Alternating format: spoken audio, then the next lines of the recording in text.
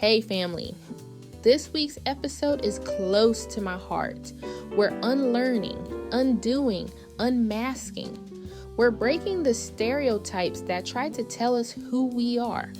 From too loud to too strong, Black women are constantly navigating narratives we didn't write. Today's episode is about reclaiming our story. The story I'm reading is Under the Magnolia Tree. A story of friendship, bravery, and choosing truth over comfort.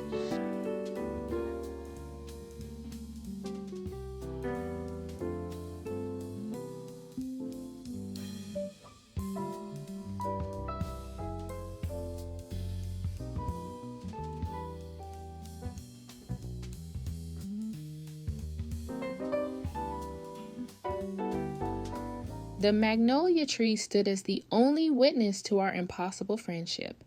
Its broad, waxy leaves had seen more secrets than any human could ever hold. And on that sweltering summer of 1955 in Claiborne, Georgia, it became our sanctuary. My name is Ruth Cooper, and I was 17 when I first met Elizabeth Wheaton beneath its sprawling branches. She was different from the other white girls in town. Her eyes held a restlessness that spoke of something beyond the suffocating expectations of our small southern world. It started simply enough. I was working in the local library, shelving books during my after-school shift. Elizabeth walked in, looking like she was searching for something more than just words on a page. Our first conversation was brief, a shared moment over a book of poetry by Langston Hughes. I shouldn't have been reading it where white patrons could see, but something in her eyes made me brave.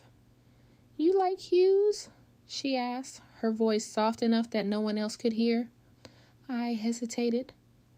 "Do you?" That was the moment everything changed. The magnolia tree became our meeting place, far enough from both our homes to avoid suspicion, close enough to feel the safety of its massive branches. Elizabeth would bring books, ones her father would never approve of, James Baldwin, Richard Wright, works that spoke truth to a world designed to silence us. Our friendship was an act of rebellion. For me, a Black girl in 1950s Georgia, every moment with Elizabeth was a dangerous breath of freedom. For her, a white girl from a prominent family, it was a complete rejection of everything she'd been taught. Her father, Thomas Wheaton, was a local politician with connections that ran deep as tree roots in Claiborne. The kind of man who spoke about proper order and tradition, code words that always meant keeping Black people in their place. My mother would warn me, her eyes filled with a mixture of fear and hope. "Be careful, Ruth. Some bridges are beautiful, but they can also be dangerous." But Elizabeth was different. She saw me, not just as a girl who worked in the library or cleaned houses, but as a person with dreams, with a mind that burned bright and refused to be dimmed. Our plans were small at first. Shared books, conversations stolen in the shade of the magnolia, dreams of a world beyond Claiborne. Elizabeth wanted to become a journalist, to write about the changes she knew were coming. I dreamed of college, of becoming a teacher who could show other Black children that their minds were their greatest weapon. Everything changed the summer of 1956. Thomas Wheaton was organizing a campaign to resist the growing civil rights movements. Meetings, speeches, subtle and not so subtle intimidation. When Elizabeth overheard her father's plans to target local Black leaders, she knew she had to do something. The night she came to me under the magnolia tree, her hands were shaking. "I have evidence," she whispered. documents that could expose their entire network. We made a plan. Dangerous, potentially life-changing, but some risks are worth taking. The next week was a blur of careful movements, hushed conversations, and the constant fear of discovery. Elizabeth managed to copy her father's documents, meeting notes, contact lists, plans for intimidation and violence, evidence that could potentially help local civil rights organizers prepare and protect themselves. We didn't know then how high the cost would be. The night we planned to pass the documents to Reverend Green, a local civil rights leader, everything fell apart. Someone had discovered our connection. Someone had been watching.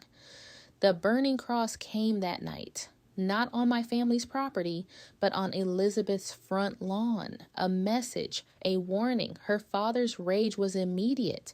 By morning, Elizabeth had been sent away to a relative in Alabama. The documents disappeared. Our friendship became nothing more than a dangerous memory. Years later, I would learn that Elizabeth became a journalist, that she never stopped fighting, that our friendship, brief as it was, had been a small act of revolution. The Magnolia Tree still stands in Claiborne, a silent keeper of our story, proof that friendship can bloom in the most impossible places, that love can be an act of resistance. Some stories are meant to be remembered. Some bridges, once built, can never truly be destroyed.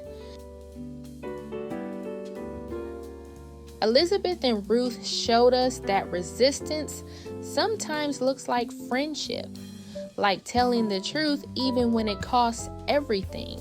This week, ask, what stories have I been told about myself that I'm ready to release?